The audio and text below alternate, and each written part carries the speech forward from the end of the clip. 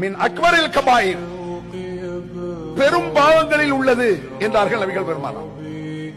பயங்கரமான குற்றம் இணை வைத்தல், விபச்சாரம் செய்தல், களவு செய்தல், வட்டி வாங்குதல், இப்படி எத்தனையோ பெரும் பாவங்கள் இருக்கிறது.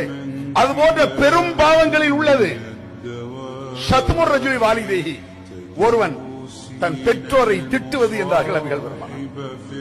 விபச்சாரம் பண்றது, வட்டி வாங்குறது, கொலை செய்யறது, கொள்ளையடிக்கிறது, இதெல்லாம் எவ்வளவு பெரிய பாவம், எவ்வளவு பெரிய குற்றம், அக்கிரமம்.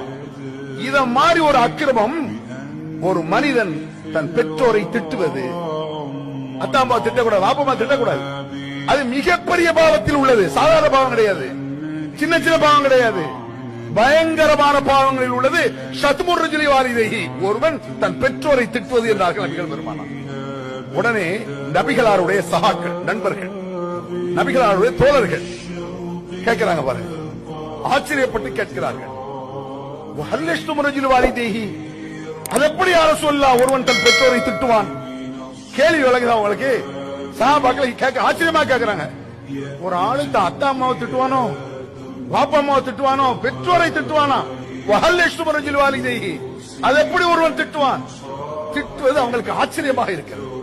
இப்படிலாம் ஒரு தாய் திட்டாலும் புத்தி வருமா, வாய் வருமா அப்படின்னு சொல்லி சஹாபாக்கள் ஆச்சரியம். காரணம், அவர்களுக்கு பெற்றோரை திட்டுவது என்பது கற்பனை கெட்டாத விஷயம்.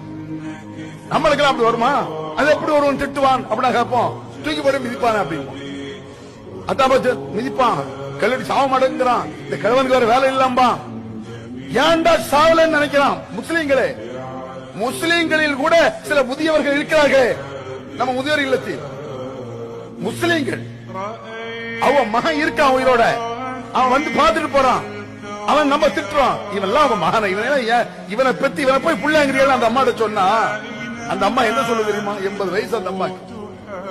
அப்படிலாம் சொல்லாதீங்கம்மா, என் புள்ள நல்லவன், அவனுக்கு வந்து வாச்சிருக்கால வருது, அல்லாஹு அக்பர், புள்ள நல்லவனாம்பா. தாயை கொண்டு போய் முதியோர் இல்லத்துல விட்டுட்டு காட்டு பிராண்டி போல வெளியே போயிருக்கான் கயவன்.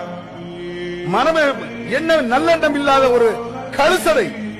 அந்த கழுசடையை திட்டும் பொழுது அவன் அம்மா சொல்லுது, என் பிள்ளைய திட்டாதீங்க, என் பிள்ளை தங்கமானவன். எப்படி புத்தி இருக்கு பாத்தீங்களா?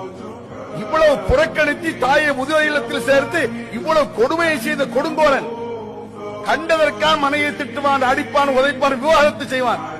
பெற்றோரை திட்டியதற்காக பொண்டாட்டி வேணா சண்டை போட்டிருக்கானா? என் பொண்டாட்டி எனக்கு ஆவாது, எங்க அம்மா கொடுமைப்படுத்துறான், அப்படி உனக்கு தேவையில்லை என்று யாராவது சொல்லியிருக்கானா? அதுக்கு சொல்ல மாட்டான். கண்ட விஷயத்துக்கு சொல்லுவான். இப்ப அந்த மேட்ரு